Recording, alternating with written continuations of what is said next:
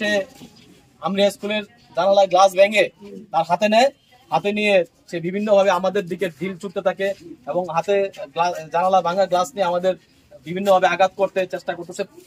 এই অবস্থায় আমাদের জনতার সহায়তায় আমরা তাকে দীর্ঘক্ষণ চেষ্টা শেষে যখন সে আমরা স্কুলের ছাদে উঠে যায়, ছাদ থেকে আর যখন সে কোথাও পালাতে পারছিল না, এই অবস্থায় আমরা তাকে গ্রেপ্তার করি। গ্রেপ্তার করে সে নিজেও যখন গ্লাস হাতে নিয়েছে, গ্লাস ঢিল দিয়েছে, পাবলিক সহ আমরা তাকে অ্যারেস্ট করেছি। এর জন্য হাসপাতালে এসেছি। আমাদের কয়েকজন পুলিশ সদস্য তারাও দস্তাদস্তিতে কিছুটা ব্যথা পেয়েছে, আমরা চিকিৎসা নিয়েছি, সেও দস্তাদস্তিতে কিছুটা ব্যথা পেয়েছে। এই অবস্থায় আমরা তাকে গ্রেপ্তার করেছি জনতার সহায়তায়। এর জন্য আপনাদের সবাইকে ধন্যবাদ জানাচ্ছি যে এই বিভৎস যে মার্ডার হয়েছে, এই মার্ডারের আসামিকে আমরা আপনাদের সহযোগিতা করতে পেরেছি। আমরা জেনেছি যে 3 জন আহত হয়েছেন, তো একজন মাসুদা বেগম স্বপ্না নামে যিনি নিহত হয়েছেন, তাদের অবস্থা কি? 2 জন যে আহত হয়েছেন তারা? 2 জন যে আহত হয়েছে এর মধ্যে একজন গুরুতর জখম অবস্থা আছে, কারণ তিনি প্রেগনেন্ট, তিনি একটু ক্রিটিক্যাল কন্ডিশনে আছেন।